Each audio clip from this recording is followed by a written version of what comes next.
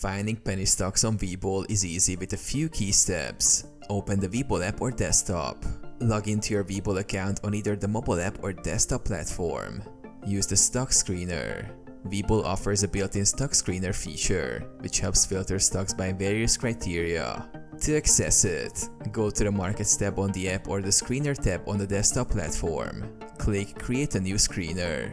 Set the price range. Penny stocks are typically defined as stocks trading under $5. In the screener, under price, set the max price to $5 or lower. You can also specify a minimum price if you prefer a range. Filter by volume.